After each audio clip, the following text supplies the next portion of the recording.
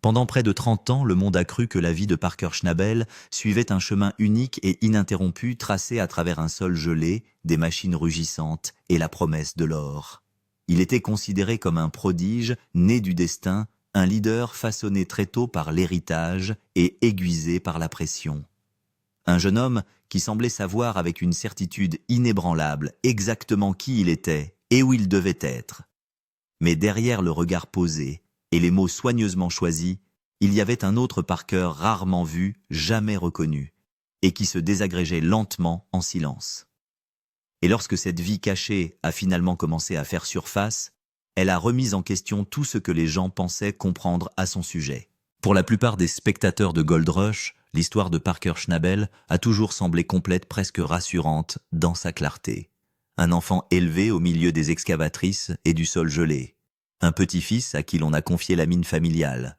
Un adolescent qui s'est avancé alors qu'il aurait été plus facile d'hésiter et qui a transformé la responsabilité en autorité. C'était un récit qui semblait logique, voire inévitable. C'était simple, c'était bien rangé, et c'était facile à accepter. Mais les histoires bien rangées sont souvent celles qui laissent le plus de choses en suspens. De l'extérieur, l'ascension de Parker semblait prédestinée. Il parlait avec assurance bien avant que la plupart des gens de son âge n'aient le droit de le faire. Il prenait des décisions que les mineurs expérimentés remettaient en question. Il se comportait avec un sérieux qui faisait oublier aux adultes à quel point il était jeune. Les caméras l'ont filmé comme un être naturel, et le public a adopté cette image sans hésitation.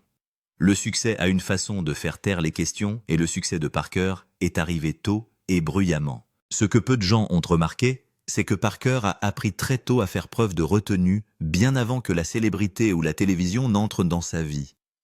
Il était déjà passé maître dans l'art du contrôle. Il savait comment répondre sans se dévoiler, comment projeter une certitude même lorsque le doute s'insinuait sous la surface. Cette discipline n'a pas été apprise auprès de producteurs ou de coachs médiatiques. Elle est venue en grandissant au sein d'attentes qui laissaient très peu de place à l'incertitude ou au faux pas. La mine n'était jamais un simple lieu de travail, c'était un terrain d'essai. Chaque conversation avait du poids, chaque erreur résonnait plus fort qu'elle n'aurait dû. Les louanges étaient subtiles, presque discrètes. L'échec, en revanche, était instructif et inoubliable. Parker absorba ses leçons rapidement et complètement. Il apprit que la compétence était appréciée par-dessus tout et que l'émotion, aussi humaine soit-elle, pouvait être perçue comme une faiblesse. Il devint donc compétent, intensément, implacablement. Au moment où le monde lui fut présenté, il avait déjà décidé qui il devait être pour survivre. Calme, sous la pression, direct, inébranlable.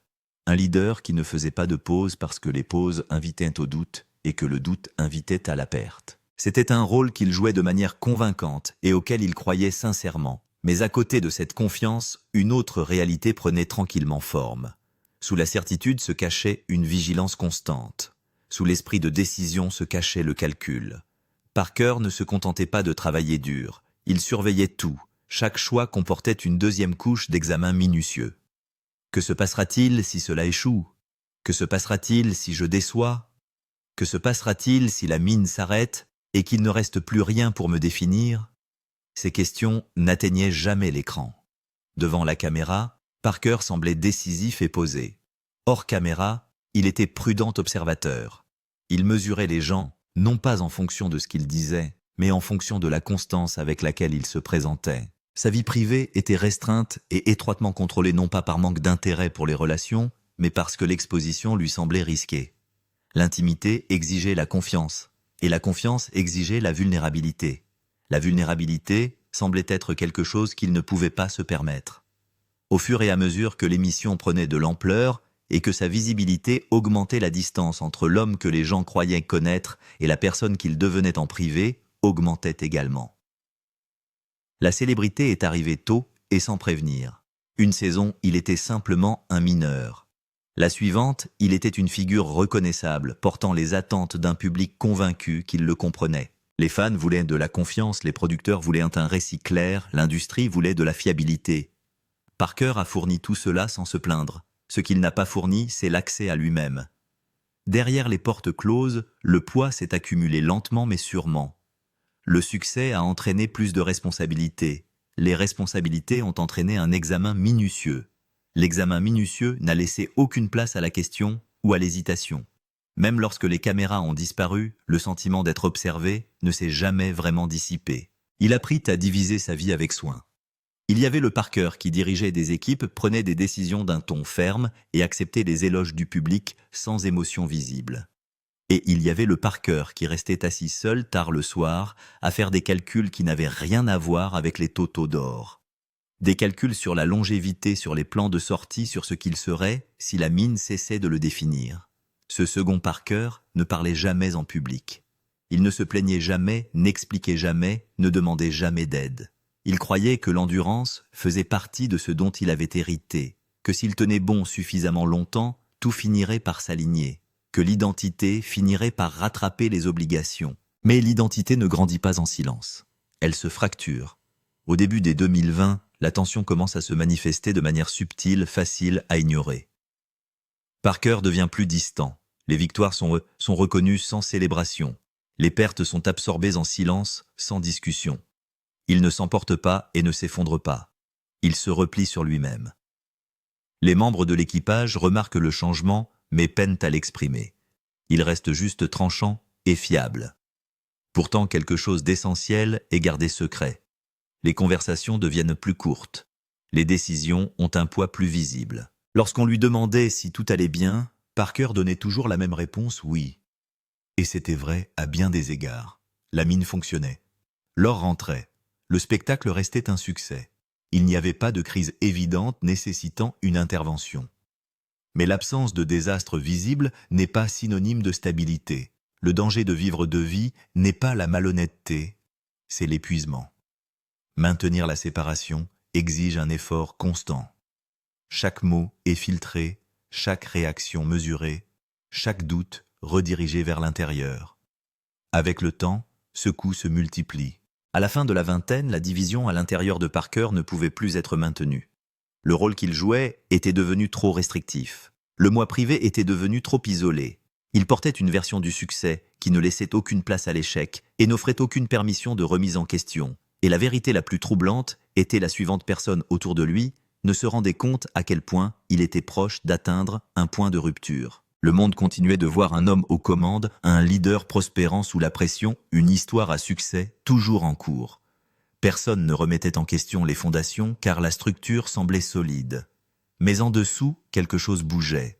L'héritage que tout le monde pensait avoir compris n'était jamais qu'une terre, une machine ou un terrain aurifère. C'était une règle tacite transmise discrètement. Soyez fort, soyez capable, ne faiblissez pas là où les autres peuvent vous voir. Parker a suivi cette règle à la lettre pendant près de 3 décennies, jusqu'à ce que le coup de l'obéissance l'emporte finalement sur le coup de l'honnêteté.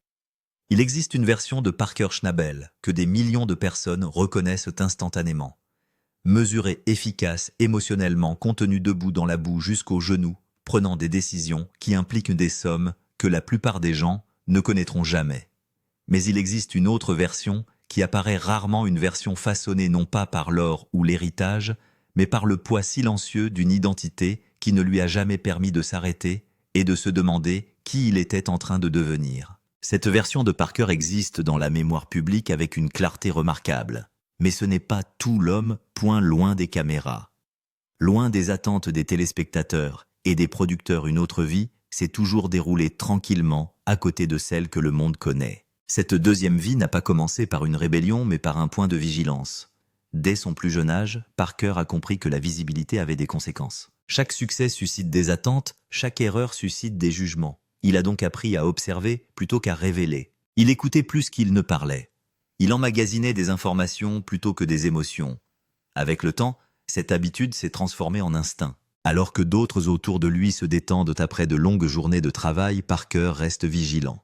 Il lit attentivement les contrats et étudie des modèles qui n'ont rien à voir avec la récupération de l'or. Il a prêté attention à la façon dont les gens changent lorsque la pression augmente et à la façon dont la loyauté s'amenuise lorsque le risque augmente. Il ne s'agit pas de leçons enseignées à l'école ou dans les camps miniers, mais de techniques de survie apprises en silence. Le Parker que personne ne voyait était analytique jusqu'à l'obsession. Il planifiait non seulement le succès, mais aussi l'effondrement. Il élaborait dans sa tête des scénarios qui n'aboutissaient jamais aux réunions de production. Que se passerait-il si l'or venait à manquer? Que se passerait-il si le spectacle s'arrêtait soudainement? Que se passerait-il si l'identité que tout le monde lui associait disparaissait du jour au lendemain? Ces questions n'étaient jamais exprimées publiquement. Elles vivaient dans des carnets, dans des calculs nocturnes, dans des conversations qu'il n'avait qu'avec lui-même. Au fur et à mesure que le succès de la ruée vers l'or augmentait, le fossé entre sa vie publique et sa vie privée s'est creusé. La célébrité comprime son monde tout en élargissant son champ d'action. Les étrangers se sentent autorisés à émettre des opinions sur son caractère. Les membres de l'équipage pensent que la confiance est synonyme de certitude. Les dirigeants pensaient que la résilience était synonyme d'invulnérabilité. Parker n'a corrigé aucune de ces hypothèses, il s'est plutôt adapté. Il est devenu plus prudent dans son emploi du temps. Les amitiés ont été sélectives, les relations prudentes. Quiconque entrait dans son cercle intime pénétrait sans le savoir dans un espace régi par la retenue. Il ne partageait pas facilement ses doutes. Il ne s'épanchait pas. Il ne demandait pas à être rassuré, non pas parce qu'il n'en avait pas besoin, mais parce qu'il ne savait pas ce qui se passerait s'il admettait en avoir besoin. Dans ces moments d'intimité, Parker se demandait souvent qui il serait sans l'exploitation minière. Non pas comme un exercice hypothétique, mais comme une éventualité nécessaire. Il a compris qu'il était dangereux de lier trop étroitement l'identité à un seul résultat. Il a donc cultivé tranquillement des intérêts et des compétences parallèles, des connaissances financières allant au-delà de ce que son rôle exigeait, une planification stratégique sans rapport avec l'extraction, une réflexion systémique qui n'avait rien à voir avec la machinerie lourde. Pour les non-initiés, cela peut ressembler à de l'ambition. Pour Parker, c'était à un point d'assurance. Certains soirs, il restait seul à examiner des chiffres longtemps après que les équipages se soient endormis. Il ne s'agit pas de totaux d'or, mais de projections sur la longévité, sur ce qu'il faudrait faire pour s'éloigner sans s'effondrer. Il ne s'agissait pas de fantasmes d'évasion, mais de mesures de protection. L'ironie de la chose, c'est que plus il se préparait en privé, plus son rôle public s'affirmait. Le public a loué sa discipline, l'industrie a loué sa concentration. Sa réputation s'est consolidée autour des caractéristiques mêmes qui lui ont permis de rester silencieux. Les relations amoureuses de Dot ont souffert de ce poids. Parker ne manquait pas d'émotions, mais il n'avait pas la permission de les exprimer. Tous ceux qui se sont rapprochés de lui ont fini par se heurter au mur qu'il avait érigé entre ce qu'il faisait et ce qu'il était. Il pouvait être présent, mais pas totalement exposé, disponible, mais pas ouvert. Les conversations qui auraient dû approfondir l'intimité ont plutôt tourné autour de la logistique, des horaires, des plans, des aspects pratiques. La vulnérabilité émotionnelle est restée soigneusement rationnée. Ce n'était pas de la manipulation, c'était de la peur. La peur que si quelqu'un voyait le tableau complet, il remettrait en question son leadership. La peur que le doute soit interprété comme de la faiblesse. La peur de révéler son incertitude briserait l'autorité qu'il s'efforçait de maintenir. Avec le temps, cette peur s'est renforcée d'elle-même. Moins il partageait, plus le partage devenait difficile. Plus on le félicitait d'être posé, moins il se sentait capable d'être autre chose. L'invisible Parker portait une fatigue que le sommeil n'arrangeait pas. Il ne s'agissait pas d'épuisement physique, mais de surcharge cognitive. Le contrôle constant de soi, l'ajustement constant du ton et de la posture, la conscience constante qu'il représentait toujours quelque chose de plus grand que lui. Ce genre de vigilance n'éteint pas le point. Même pendant les rares temps morts, Parker a eu du mal à se désengager. Le repos n'était pas mérité. Le silence se remplit de questions qu'il a évitées toute la journée. Il se dit que c'est temporaire. Qu'une fois un certain niveau de réussite atteint, il pourrait enfin se détendre. Qu'une fois la stabilité assurée, il pourrait se permettre de respirer. Mais la stabilité n'a pas cessé d'évoluer. Chaque étape a apporté de nouveaux enjeux. Chaque réalisation a élevé la barre. La ligne d'arrivée a reculé juste assez loin pour qu'il continue à courir. La vie que personne ne voyait n'était pas dramatique. Elle était tranquille, disciplinée, contrôlée. Et profondément solitaire, Dot Parker ne se sentait pas tant incompris qu'invisible. Le monde voyait ce qu'il lui permettait de voir et le louait en conséquence. Mais ces louanges n'atteignaient jamais les parties de lui qui en avaient le plus besoin. Parce que ces parties restaient cachées. Il a commencé à sentir que la séparation lui coûtait quelque chose de fondamental. Non pas le succès, mais la connexion. Non pas le leadership, mais le sens. Pourtant, l'idée de fusionner les deux vies le terrifiait. Il ne savait pas qui il serait si les murs tombaient. Il ne savait pas si l'homme derrière le rôle serait accepté ou rejeté, ou pire, pris en pitié. Le public Parker avance avec confiance, le soldat Parker absorbe l'attention. Pendant près de 30 ans, ce système a tenu bon. Mais les systèmes fondés sur la suppression ne s'effondrent pas avec élégance. Ils s'érodent. Ils attendent un moment de faiblesse et Parker s'en approche. Le problème, c'est que la sécurité n'est jamais arrivée. Et plus la seconde vie restait cachée, plus son exposition éventuelle devenait dangereuse. Des fissures dans la couronne. Le pouvoir n'arrive pas soudainement. Elle s'accumule tranquillement en superposant les responsabilités jusqu'à ce que le poids devienne indiscernable de l'identité. Lorsque Parker Schnabel a atteint le sommet de son autorité, il ne se souvenait plus du moment où le leadership avait cessé d'être un rôle pour devenir une condition. De l'extérieur, tout paraissait stable. L'opération s'est développée, les équipes se sont étoffées et les décisions ont eu des conséquences financières plus importantes. Les téléspectateurs de la ruée vers l'or ont vu un jeune homme en pleine possession de ses moyens, quelqu'un qui s'épanouit sous la pression et qui semble fait pour cela. Son assurance semble méritée, mais l'autorité ne protège pas de l'érosion, elle l'accélère. Au fur et à mesure que les enjeux augmentaient, Parker sentait les marges se réduire. Chaque erreur se répercutait désormais à l'extérieur.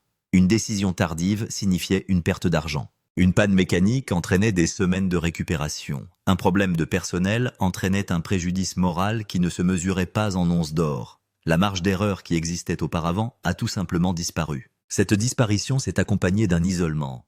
Parker a commencé à faire confiance à un moins grand nombre de personnes, non pas parce qu'il doutait de leurs compétences, mais parce qu'il doutait de leur tolérance à l'incertitude. Il pensait que diriger signifiait absorber le doute plutôt que de le distribuer.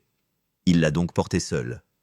Les réunions sont devenues plus courtes. Les conversations sont plus transactionnelles. La nuance émotionnelle a été remplacée par l'efficacité. Il a cessé d'expliquer le pourquoi des décisions et s'est concentré uniquement sur les résultats. Les équipes s'adaptent, mais quelque chose d'intangible a changé. L'atmosphère est devenue plus lourde, moins collaborative, plus vigilant. Personne n'a accusé Parker d'être injuste. C'était le problème. Il n'y avait rien de concret à mettre en avant. Pas de débordement, pas de scandale. Il n'y a pas eu d'effondrement visible, il n'y a eu que de la distance. En privé, le coût a augmenté. Parker se surprend à repasser les conversations longtemps après leur fin. Il s'interroge non pas sur les décisions elles-mêmes, mais sur la façon dont elles sont perçues. Il se demande si l'autorité n'est pas confondue avec l'arrogance. Ces questions le suivaient jusque dans son sommeil et l'empêchaient souvent de dormir. Au cours d'une saison particulièrement exigeante, la pression a atteint son paroxysme. Les retards dus aux conditions météorologiques se sont conjugués aux problèmes d'équipement. Le taux de récupération de l'or a été inférieur aux prévisions. Les délais ont été dépassés. Les attentes n'ont pas été déçues par la caméra. Parker est resté calme. Il a abordé les problèmes directement. Il a ajusté ses plans. Il a assumé publiquement ses responsabilités. Les téléspectateurs ont vu le leadership d'Ott. Ce qu'ils n'ont pas vu, c'est le bilan interne qui se produit simultanément. Pour la première fois, Parker commence à se demander si la couronne qu'il porte est le fruit d'un sacrifice ou d'un évitement. Si la force est devenue une habitude plutôt qu'un choix. Le coût de l'apparence inébranlable avait-il finalement dépassé les avantages? Le questionnement interne coïncidait avec des signes d'alerte physique qu'il ne pouvait plus ignorer. Une fatigue persistante que le repos ne résolvait pas, des pertes de concentration qui le surprenaient, une sensation de pression derrière les yeux même dans les moments de calme. Un examen médical de routine a confirmé ce qu'il soupçonnait mais refusait de nommer. Des niveaux de stress insoutenables, des signes d'épuisement professionnel à la limite du danger. Le conseil était simple. Quelque chose devait changer. Dot Parker a écouté. Il a acquiescé. Il a accepté le point. Puis il est retourné au travail et n'a rien changé. Non pas parce qu'il était imprudent, mais parce qu'il avait peur. Il craint qu'en relâchant la pression, il ne s'effondre. Il craint qu'en déléguant davantage, il ne révèle des fissures qu'il s'est efforcé de dissimuler pendant des années. Il craint qu'en prenant du recul, il ne confirme les doutes qu'il a passé toute sa vie à étouffer. La couronne n'est pas tombée, elle s'est fissurée. Au début, les fissures étaient subtiles. Un fusible plus court en cas d'échec mineur. Une tension visible lors de réunions qui étaient auparavant routinières. Une réticence à s'engager au-delà de ce qui était strictement nécessaire. Les personnes qui l'entourent sentent ce changement, mais peinent à l'interpréter. Certains supposent la fatigue, d'autres le poids des responsabilités. Personne n'imaginait que l'homme qu'il suivait remettait tranquillement en question les fondements de sa propre autorité. Parker commençait à se sentir piégé par la compétence même qui lui avait valu le respect. Admettre sa vulnérabilité lui paraissait plus risqué que jamais. Il avait bâti sa réputation sur la certitude. Introduire le doute revenait à trahir cette image. Il a donc redoublé d'ardeur. Il a travaillé plus longtemps. Il a renforcé la surveillance. Il a assumé plus de responsabilités plutôt que moins. Chaque action destinée à stabiliser l'opération ne faisait qu'intensifier la tension interne. Le paradoxe lui apparut clairement tard dans la nuit lorsque le bruit cessa enfin. Les systèmes sur lesquels il s'appuyait pour garder le contrôle étaient les mêmes que ceux qui l'épuisaient. La séparation entre le chef et la personne est devenue trop grande pour être comblée confortablement. Il y a eu des moments où il a envisagé de s'éloigner temporairement. Pas de quitter l'exploitation minière, mais de relâcher son emprise. Permettre aux autres d'avoir plus de poids. Se permettre de respirer. Chaque fois qu'il y réfléchissait, la même pensée intervenait. Et s'il voyait quelque chose que je ne veux pas qu'il voie, cette peur était la véritable fissure dans la couronne. Pas l'échec, ni l'épuisement, ni... Mais la conviction qu'être pleinement vu lui coûterait tout ce qu'il avait construit. La couronne n'a jamais été de l'or. C'était une attente. Et la pression se fait plus forte à chaque saison. Parker se trouve à un carrefour tranquille. Une voie mène plus profondément au contrôle et à l'isolement. L'autre exigeait un niveau d'honnêteté qu'il n'avait jamais pratiqué en public. Les fissures étaient désormais visibles pour lui, même si elles étaient invisibles pour les autres. Et une fois visibles, elles ne pouvaient plus être ignorées. La couronne était toujours debout, mais elle n'était plus entière. Le secret qui ne resterait pas enterré. Les secrets font rarement surface, parce que quelqu'un choisit de les révéler. Le plus souvent, ils émergent parce que la personne qui les porte est trop fatiguée pour continuer à en supporter le poids seul. Pour Parker Schnabel, ce moment n'est pas arrivé par le biais d'un drame ou d'une confrontation. Elle est arrivée discrètement sous la forme d'un épuisement qui a fini par atteindre ses limites. À ce stade, la séparation entre son autorité publique et son incertitude privée était devenue presque physique. Il la sentait dans sa poitrine lorsque les conversations devenaient superficielles. Il pouvait l'entendre dans sa propre voix lorsque les réponses venaient trop rapidement et trop proprement. Il avait passé tant d'années à gérer la perception que l'authenticité lui semblait maintenant étrangère. L'ironie était que rien n'avait mal tourné, comme les gens s'y attendent lorsque des secrets sont dévoilés. Il n'y a pas eu de scandale, pas de trahison, aucune force extérieure ne menace sa réputation. La pression est venue de l'intérieur. Lors d'une discussion hors caméra liée à la planification à long terme de l'opération, une simple question a été soulevée. Elle n'était ni accusatrice ni invasive, mais pratique et mesurée. À quoi voulez-vous que cela ressemble dans 5 ans ? Pour la plupart des dirigeants, cette question aurait donné lieu à une stratégie. Pour Parker, cela a déclenché quelque chose de plus profond. Son premier réflexe a été de répondre par des projections et des calendriers, des possibilités d'expansion, l'atténuation des risques. Mais au fur et à mesure qu'il parlait, il s'est rendu compte qu'il décrivait une machine et non un point de vie. La pause qui suivit fut brève mais évidente. Pour la première fois, quelqu'un remarqua que sa certitude avait faibli. Pas de façon spectaculaire, juste assez pour être humain. La conversation a changé. Ce qui a suivi n'était pas une confession au sens traditionnel du terme. Parker n'a pas déchargé d'un seul coup des années de pensées cachées. Il n'a pas dramatisé sa lutte. Il a simplement cessé de s'éditer lui-même. Il a admis qu'il n'avait jamais vraiment remis en question le chemin qu'il suivait, parce que la remise en question lui paraissait dangereuse. Que l'exploitation minière avait toujours été assumée plutôt que choisie. Que le succès avait eu un coup qu'il ne savait pas comment exprimer sans paraître ingrat. La salle est devenue silencieuse. Ce n'était pas le Parker que les gens connaissaient depuis la ruée vers l'or. Ce n'était pas le leader posé qui semblait toujours avoir 10 longueurs d'avance. C'était un homme qui reconnaissait que la certitude avait été une performance apprise tôt et perfectionnée au fil du temps. Ce qui a fait la force de ce moment, c'est sa banalité. Il n'y a pas eu d'élévation de voix, pas de crise émotionnelle. Juste de l'honnêteté sans armure. Une fois que la première vérité a fait surface, les autres ont suivi plus facilement. Il a parlé de la fatigue qui n'a jamais quitté, la vigilance qui était devenue constante, la peur que si jamais il ralentissait, toute la structure s'effondrerait. Il a admis qu'il s'était construit une vie qui fonctionnait à l'extérieur tout en s'érodant tranquillement à l'intérieur. Les personnes qui l'écoutaient n'ont pas réagi par un jugement, mais par une reconnaissance, non pas parce qu'elles partageaient exactement son expérience, mais parce qu'elles reconnaissaient le coût d'une pression à long terme, le coût d'être celui sur qui tout le monde compte. Le coup de ne jamais admettre l'incertitude pour Parker. La prise de conscience a été immédiate et déstabilisante. La vérité qu'il avait gardée si précieusement n'a pas repoussé les gens. Elle n'a pas affaibli son autorité, elle l'a humanisée. Cette prise de conscience est à la fois soulageante et terrifiante. Soulageante parce que le secret est enfin reconnu, terrifiante parce qu'elle signifie que les murs sur lesquels il comptait ne sont plus intacts. Après cette conversation, Parker s'est senti exposé comme jamais auparavant. Pas publiquement, mais intérieurement. Une fois que quelque chose est dit, on ne peut plus l'ignorer. Une fois que la vulnérabilité est mise à l'épreuve et qu'elle survit, il devient plus difficile de justifier le silence. Il a passé les semaines suivantes dans un vide étrange. Extérieurement, rien n'avait changé. Le travail s'est poursuivi. La structure de direction est restée intacte et les caméras ont tourné comme elles l'ont toujours fait. Mais à l'intérieur de lui, quelque chose s'est déplacé. Il est devenu très conscient du fait qu'il avait souvent recours au contrôle en cas d'incertitude et qu'il retenait souvent la vérité personnelle par habitude plutôt que par nécessité. Combien de décisions étaient motivées par la peur de la perception plutôt que par la clarté de l'objectif? Le secret, qui ne voulait pas rester enfoui, n'était plus une révélation unique, mais une série de prises de conscience qui s'accumulaient chaque jour. Il a commencé à remarquer à quel point il rejetait souvent ses propres limites. Il justifiait facilement l'épuisement comme étant de la discipline. Il se permettait rarement de reconnaître les tensions émotionnelles. Il ne s'agissait pas de prise de conscience spectaculaire, mais plutôt de prise de conscience inconfortable.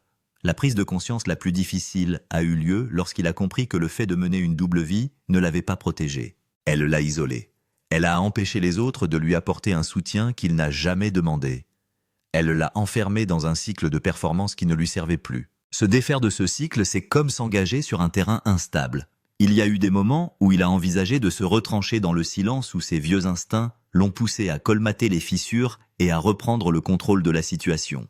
La vulnérabilité était encore risquée, l'exposition encore inconnue, mais une autre chose était entrée dans l'équation. La confiance, pas une confiance aveugle, mais une confiance éprouvée. La prise de conscience que l'honnêteté ne lui avait pas coûté le respect. Le fait de reconnaître les tensions n'avait pas sapé son leadership. Le fait d'être vu n'avait pas entraîné de rejet. Le secret avait survécu à la lumière du jour. Cette survie a tout changé. Parker n'est pas devenu soudainement ouvert à tout s'il n'a pas renoncé à l'intimité ou à la prudence. Ce qui a changé, c'est l'intention. Il a cessé de se cacher par défaut. Il a commencé à choisir ce qu'il voulait partager au lieu de tout supprimer automatiquement. Ce changement a été subtil mais profond. Les conversations ont gagné en profondeur et les décisions ont été prises en tenant compte du contexte. Le silence est devenu intentionnel plutôt que défensif. Le secret qui avait semblé dangereux est devenu une information, quelque chose qui peut être géré plutôt qu'enterré. Pour la première fois depuis des décennies, Parker se sent aligné. Non pas parce que la pression a disparu, mais parce qu'il ne se bat plus contre elle-même. La double vie n'est pas encore terminée. Mais il avait été exposé à la lumière, point. Et lorsque la lumière touche quelque chose de caché pendant trop longtemps, il commence à changer de forme, que vous le vouliez ou non, point. Il n'y avait pas de retour en arrière, point. Le secret avait parlé, point. Et Parker écoutait enfin, quand le masque a enfin glissé. Le moment le plus dangereux dans une performance de longue haleine n'est pas celui où elle s'effondre, mais celui où elle commence à se relâcher. Pour Parker Schnabel, ce moment est arrivé discrètement et sans cérémonie. Il n'y a pas eu d'annonce. Pas de déclaration de changement, mais une prise de conscience croissante que le masque qu'il avait porté pendant la majeure partie de sa vie ne correspondait plus à l'homme qui se cachait derrière. Au début, le changement s'est exprimé par la retenue plutôt que par la révélation. Parker n'est pas devenu soudainement ouvert ou expressif. Au contraire, il a cessé de corriger chaque perception. Il a cessé de forcer la certitude là où elle n'existait pas. Il laissait les pauses s'éterniser dans les conversations au lieu de les remplir d'autorité. L'effet a été immédiat et déstabilisant. Les gens ont remarqué Dot, non pas parce qu'il était plus faible, mais parce qu'il était différent. Son leadership avait un nouveau ton moins rigide, moins défensif. Il continue à prendre des décisions de manière décisive, mais il ne considère plus chaque question comme une remise en cause de son autorité. Ce changement a créé un espace. Les membres de l'équipage ont commencé à s'exprimer plus librement. Les discussions ont gagné en nuances. Les problèmes ont été abordés en collaboration plutôt que de manière hiérarchique. L'opération n'a pas perdu de sa structure. Il a gagné en flexibilité. Pour Parker, c'était à la fois rassurant et déstabilisant. Les systèmes sur lesquels il s'était appuyé pour le contrôle étaient remplacés par la confiance et la confiance exigeait une présence. Elle exigeait un engagement plutôt qu'une surveillance. Elle exigeait de la vulnérabilité, même si ce n'était qu'à dose mesurée. En coulisses, le travail interne s'est intensifié. Il a commencé à examiner des habitudes qu'il n'avait jamais remises en question. Pourquoi il évitait certaines conversations? Pourquoi il assimilait la distance émotionnelle au professionnalisme? Pourquoi le repos est ressenti comme un échec plutôt que comme un maintien? Ces questions n'ont pas eu de réponse immédiate. Elles n'ont pas été résolues de façon nette. Mais le fait de les reconnaître a constitué un progrès en soi. Le masque n'est pas tombé d'un seul coup, il s'est relâché à des moments qui semblaient être insignifiants à tout le monde. Admettre l'incertitude lors d'une session de planification. Déléguer une décision sans s'imposer. Dire qu'il ne savait pas plutôt que de prétendre qu'il savait. Chaque petit geste réduit la performance qu'il avait perfectionnée. Il y avait des jours où les vieux instincts refaisaient surface, où le stress montait et où le besoin familier de resserrer le contrôle réapparaissait. Lorsque l'épuisement le pousse à se retrancher dans le silence et l'autorité. C'est dans ces moments-là que Parker ressent le plus fortement l'attraction de son ancien moi. Cette version de lui était efficace. Prévisible, sûr, sans défaire, c'est entrer dans l'imprévisible. Mais l'imprévisibilité n'était plus l'ennemi. Il avait passé des années à croire que le contrôle était synonyme de stabilité. Ce qu'il apprenait maintenant, c'est que la rigidité lui avait coûté la résilience. Le masque l'avait protégé de l'exposition, mais il avait aussi empêché l'adaptation. Au fur et à mesure que le tournage se poursuivait, le public commençait à remarquer des changements, même s'il ne pouvait pas les formuler. Parker semblait plus calme, plus enraciné, moins réactif. Il n'a pas tant joué qu'habité. Lorsque des problèmes se sont posés, il les a abordés sans défensive. Lorsque les plans ont changé, il s'est adapté sans frustration visible. Le leadership était toujours là, mais il n'était plus alimenté par la seule pression. En coulisses, Parker a pris des décisions qui n'avaient rien à voir avec le nombre de buts. Il a restructuré les responsabilités. Il a redéfini son rôle au sein de l'opération. Il a permis aux autres de s'approprier l'opération plutôt que de se contenter d'exécuter les ordres. Ces changements n'étaient pas superficiels. Elles reflétaient un changement plus profond dans la façon dont il se comprenait. Pour la première fois, Parker distinguait la valeur de la production, le leadership du contrôle. Cette séparation lui a causé du chagrin pour les années passées à croire qu'il devait être incassable, pour la bande passante émotionnelle consommée par la vigilance, pour les relations qui ne se sont jamais approfondies parce qu'il ne l'a jamais permis. Le chagrin a fait surface de manière inattendue, dans les moments de calme. Pendant les temps morts qui ne lui semblaient plus menaçants mais inconnus. Dans les réflexions qu'il avait repoussées pendant des décennies. Il ne s'est pas laissé aller au chagrin, il l'a reconnu. Il l'a laissé exister sans le juger. C'est peut-être le changement le plus radical de tous. La chute du masque n'a pas révélé une faiblesse mais une capacité. La capacité de diriger sans s'effacer, de faire autorité, sans s'isoler, de réussir, sans s'abandonner. Certaines conversations ont marqué ce changement plus clairement que n'importe quel moment public. Des conversations au cours desquelles Parker a exprimé ses limites sans s'excuser. Des conversations au cours desquelles il a fixé des limites non pas pour garder le contrôle, mais pour préserver l'équilibre. Les gens ont réagi avec respect plutôt qu'avec résistance. Cette réaction a remis en question l'une de ses croyances les plus anciennes, à savoir que si l'on se montrait moins, on était moins apprécié. C'est le contraire qui se produit. Au fur et à mesure que la saison avance, Parker ressent un sentiment croissant d'alignement. La double vie qui avait autrefois exigé un entretien constant commence à s'intégrer. Le moi privé n'était plus un handicap et le moi public n'était plus un costume. Il y avait encore des jours difficiles. La pression n'a pas disparu. Les attentes n'ont pas disparu. L'exploitation minière est restée imprévisible et exigeante. Mais Parker ne se battait plus en dessous. Le masque ne s'était pas brisé de façon dramatique, il était simplement devenu inutile.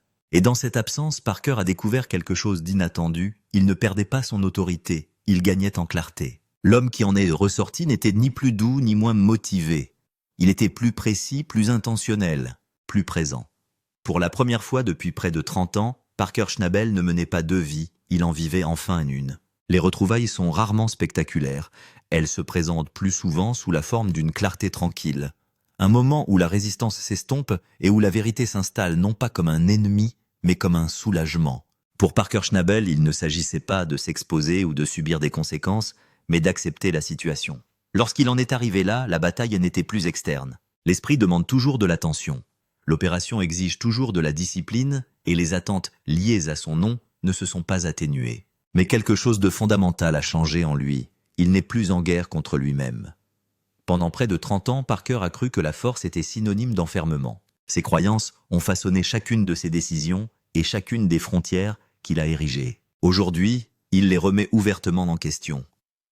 Le bilan a commencé par une simple prise de conscience, la vie qu'il avait construite n'était pas mauvaise. Il était incomplet, mais l'exploitation minière avait encore un sens pour lui.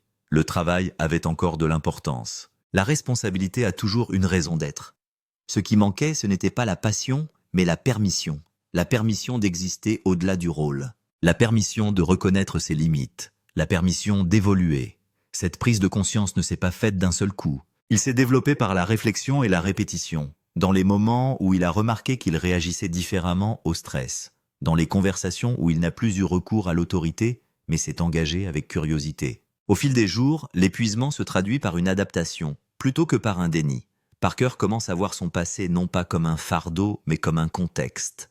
Le silence qu'il a appris n'est pas un échec. La vigilance n'est pas une faiblesse, c'est une protection. Il avait fait ce qu'il fallait pour survivre dans un environnement défini par les attentes et la surveillance. Ce qui a changé, ce n'est pas son respect pour cette version plus jeune de lui-même, mais sa volonté de la dépasser. Le bilan exigeait de rendre des comptes non pas pour les erreurs, mais pour les négligences. Négliger ses propres besoins, négliger l'équilibre, négliger les parties de lui-même qui ont été mises de côté au service d'une identité singulière. Reconnaître cette négligence était inconfortable. Cela l'obligeait à faire face à des années de justification interne. Mais cela lui a aussi apporté de la compassion. Il a commencé à comprendre que l'endurance sans réflexion n'est pas de la résilience. Elle est reportée. En approfondissant cette compréhension, Parker a commencé à redéfinir le succès selon ses propres termes. Il a évalué les décisions non seulement en fonction des résultats, mais aussi des coûts, non seulement financiers, mais aussi personnels. Ce recalibrage a eu un impact sur tout. Son leadership est devenu plus intentionnel. Il a choisi les endroits où il fallait mettre la pression et ceux où il fallait la relâcher. Il a fait confiance aux autres non pas comme une concession, mais comme une stratégie. Il a permis au système de fonctionner sans surveillance constante, ce qui n'a pas affaibli l'opération. Les gens autour de lui ont réagi à ce changement avec engagement plutôt qu'avec incertitude. La clarté de sa présence a remplacé la tension de sa vigilance. Il était toujours respecté, décisif et responsable. Mais il était aussi accessible. Le bilan s'est étendu au-delà du travail. Parker a revisité des relations qu'il avait gardées à distance. Tous n'ont pas pu être réparés. Certains ont été trop profondément marqués par les anciens modèles, mais d'autres ont évolué. Les conversations se sont approfondies, les frontières se sont assouplies, et il est devenu possible de se connecter sans craindre de s'exposer. Il n'en a pas trop dit, il n'a pas joué la carte de la vulnérabilité.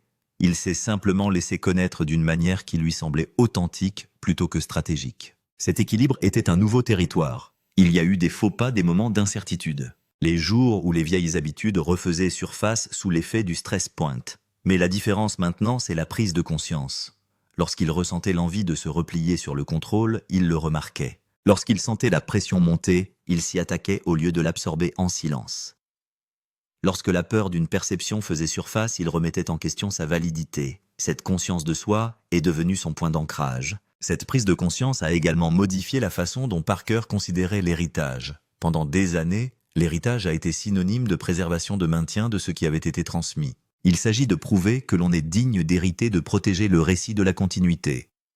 Aujourd'hui, l'héritage a pris une autre signification. Il s'agissait d'intégrer plutôt que de préserver, d'honorer le passé sans y être confiné, de construire quelque chose qui puisse s'adapter plutôt que de perdurer de manière rigide. Parker a commencé à comprendre que son véritable héritage n'était pas la mine elle-même, mais la capacité d'évoluer en son sein. Ce changement lui a permis de se libérer de quelque chose qu'il avait porté en silence pendant des décennies, la peur que sortir des attentes soit synonyme d'échec. Ce changement invaliderait les sacrifices déjà consentis.